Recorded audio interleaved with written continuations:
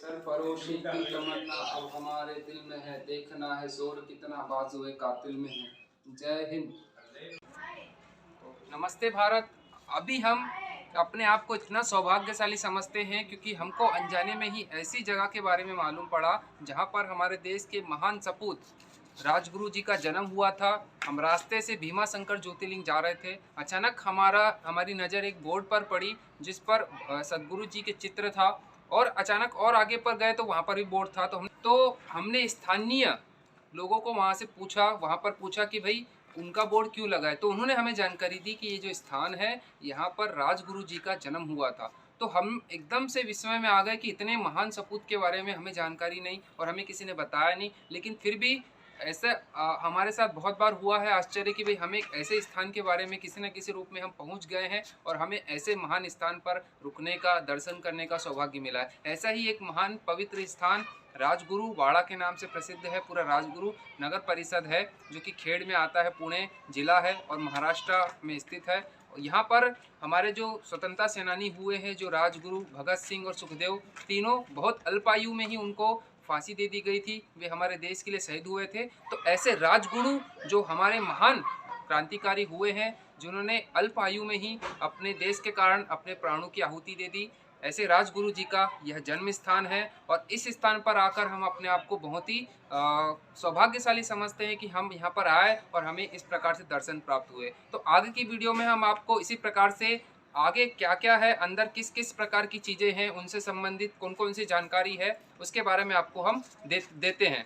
तो आप बने रहिए हमारे साथ वीडियो के अंत तक के। तो आज हम भीमा शंकर जा रहे थे। अचानक हमारा ध्यान गया और हमें राजगुरु जी के जन्म स्थान के बारे में पता चला। तो आखिरकार हम उनके जन्म स्थान के नज़दीक पहुंच चुके। इस मेन बोर्ड से कुछ ही कदमों पर महान सपूत राजगुरु जी का जन्म स्थान है। तो चलिए देखते हैं। तो आखिरकार कुछ कदम चलने के बाद हम उस महान स्थान पर पहुंच ही गए जहां पर वीर सपूत राजगुरु जी का जन्म हुआ था।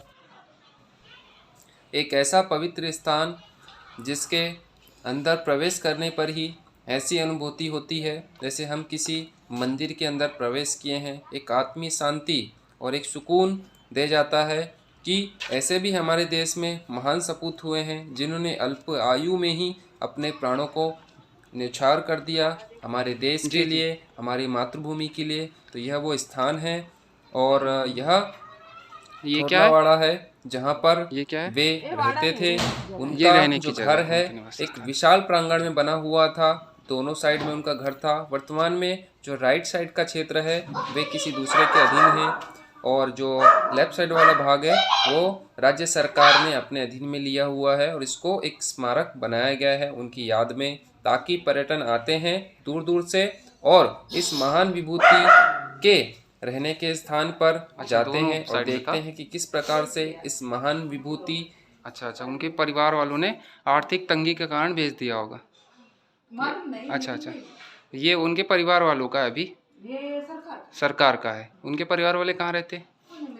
पुणे में रहते। अच्छा उन्होंने भेज दिया, मतलब सरकार के आधिपत्य में आने से पहले उन्होंने भेज दिया था। अच्छा इधर भी था ऐसा ही का ऐसा ही पूरा उनका। अच्छे घर के थे, मतलब वो अच्छे परिवार के थे। अच्छा तो ये हमारे महान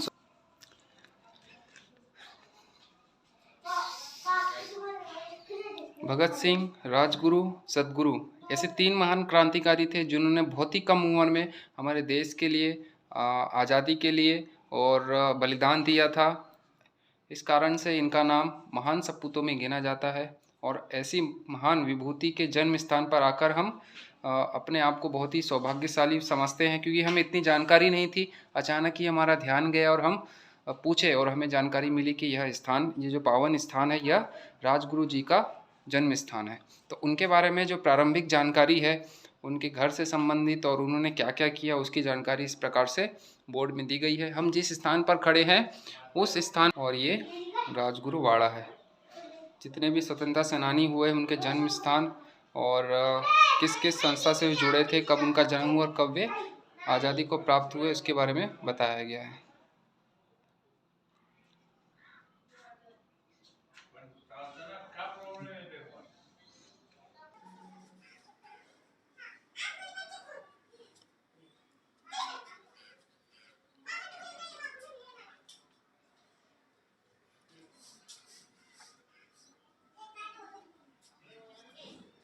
सारे जहाँ से अच्छा हिंदुस्तान हमारा world biggest pencil drawing on wall. अपनी महान विभूतियाँ हुई है उनके पेंसिल से किया गया हुआ सबसे बड़ा यह वॉल है, उसको प्रदर्शित किया गया है।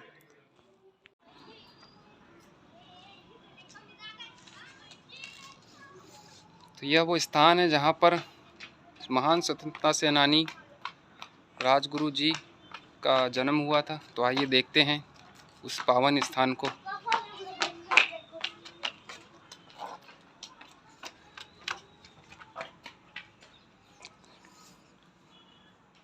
तो उनकी यादों से संबंधित और उनकी जानकारी दी गई है इसमें कि हुतात्मा भगत सिंह, राजगुरु सुखदेव की अंतिम संस्कार जो हुआ था 23 मार्च 1931 को शाम 9:30 बजे। ये उनके ये कलश में उनकी अस्थियां रखी है। मिट्टी है, मिट्टी है। अच्छा अच्छा।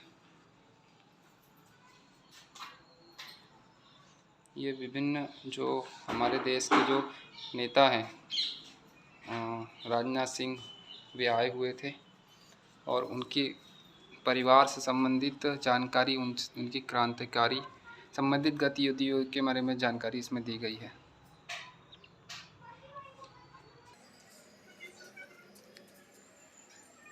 पूरी जानकारी दी गई है, आसानी से पढ़ के समझ सकते हैं। स्वामी विवेकानंद व अरविंद घोष,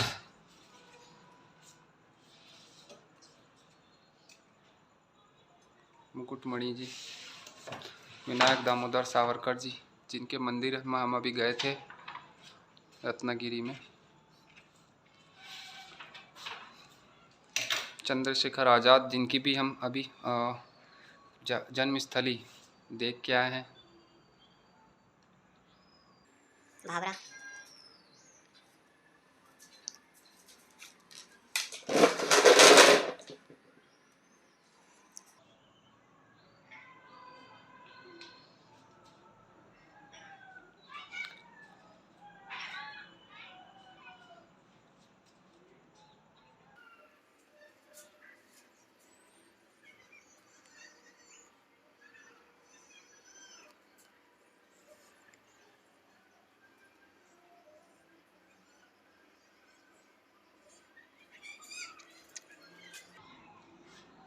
भगत सिंह की पिस्तौल,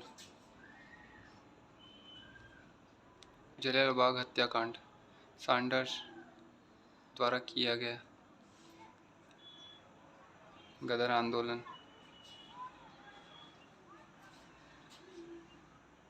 मिदनापुर में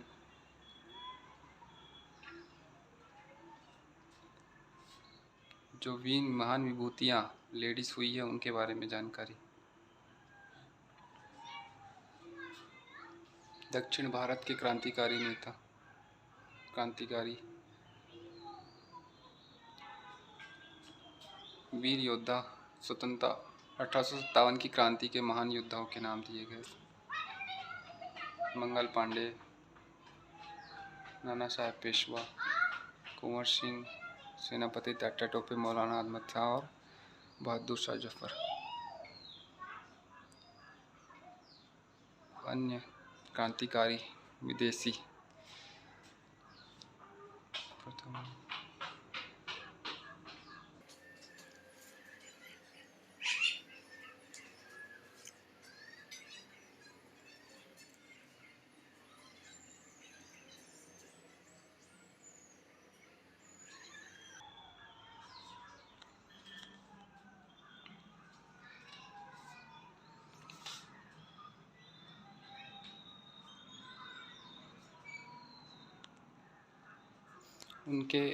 उनके परिवार के बारे में दिया है ना, पूरा का पूरा उनके परिवार से संबंधित जब से उनकी जानकारी प्राप्त होती है वहाँ से उनके परिवार वालों के बारे में दिया गया है कि कहाँ से उनका जन्म स्थान हुआ था, उनके माता पिता और उनके जो पूर्वज रहे उनके बारे में बताया गया है। मेघनाथ भट्ट, शंकर भट्ट से स्टार्ट होता है उनका परिवार और इस प्रकार से आगे बढ़ते हुए सिद्धेश्वर, ब्रह्मे भट्ट और कांचेश्वर भट्ट होते हुए आगे बढ़ता हुआ उसके बाद में राजगुरु और अन्य जो वर्तमान में यही है ना, श्रीकांत सत्यशील, हर्षवर्धन, चैतन्य और आदित्य, ये अभी वर्तमान में। इस प्रकार से उनके परिवार से संबंधित जानकारी। विभिन्न नारे जो उन्होंने दिए थे अन्य क्रांतिकारियों के साथ में, और इस प्रकार से नेशनल फ्लैग जो धीरे धीरे परिवर्तन होकर वर्तमान में हुआ है, बना है। घर के इस भाग में इस महान सपूत का एक फ़ोटो रखा हुआ है, जहाँ पर एक दीपक हमेशा जलता रहता है और यह बताता है कि उनकी आन बान शान जैसी पहले थी वैसी हमेशा बरकरार रहने वाली है। हो गए क्या? आते हैं ना, हाँ हाँ, कोरोना के कारण बहुत शांत वातावरण है ना, इसलिए। तो आप यहीं पे रहते दिन भर? आप सर्विस में हैं? हाँ। सर्विस में। कितने बजे खुलता है और कितने बजे? अब 9:30 बजे में खुलता है। सुबह जी, शाम को 5:30 बजे। तो इस प्रकार से अगर आपको इनके जन्म स्थान के दर्शन लेने हैं राजगुरु के, तो इस प्रकार से आप इस स्थान पर, ये जगह कौन सी कहलाती है, कौन सा स्थान है, थोड़ा सा बताएंगे? ये राजगुरुवाड़ा ही बोलते हैं। राजगुरुवाड़ा पुणे में आता है, ये है पुणे में। पुणे जिला है और राजगुरु नगर परिषद है ना? खेड़ तालुका है, तहसील है, और ये नगर परिषद। खेड़ को ही, खेड़ का ही एक भाग है, जो खेड़ शहर है उसका ही राजगुरु नगर। इसको राजगुरु नगर इसलिए कहा गया उनको सम्मान पूर्वक, क्योंकि इनका जन्म इस स्थान पर हुआ था। इस कारण से इस पूरे क्षेत्र को उनके आसपास के राजगुरु नगर के नाम से रखा गया है। तो ऐसे पतित पावन स्थान पर आकर हम अपने आप को बहुत भाग्यशाली समझते हैं। बहुत बहुत धन्यवाद प्रभु का, जो हमें इस प्रकार से स्थान पर भेजा, क्योंकि हमको भी इतनी जानकारी नहीं थी। हमने रास्ते पर बोर्ड देखा और इस कारण से हम यहाँ पर आए। तो इस प्रकार से अभिनेता मनोज कुमार हुतात्मा राजगुरु स्मारक की जानकारी लेते हुए विभिन्न जो विभूतियाँ हैं वो आए हुए हैं, उनके बारे में जानकारी दी गई। तो ये उनके पीछे वाला भाग है और यहाँ पर कुआं है ऐसा बताया गया है। तो वो देख के हम वापस जाते हैं। तिरंगा हमारी आन बान शान का प्रतीक, 3 रंगों का हमारे जो इतिहास है, हमारी संस्कृति में अलग ही महत्व है। ये वो कुआं है जिसके द्वारा पानी की पूर्ति की जाती थी और हूबहू वैसे का वैसा ही यह बना हुआ है और जल की पूर्ति परिवारों में की जाती रही है और इस प्रकार से यह पावन क्षेत्र है।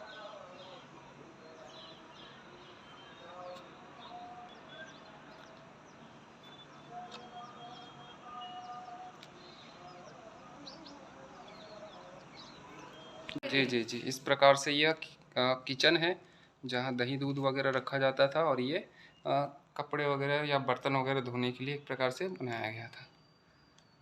तो आज की हमारी यात्रा इस पवित्र स्थान पर आकर समाप्त होती है, जहाँ पर राजगुरु जी का जन्म स्थान है। कल हम फिर नए पड़ाव की ओर, नए मंजिल की ओर निकल पड़ेंगे। तब तक के लिए धन्यवाद।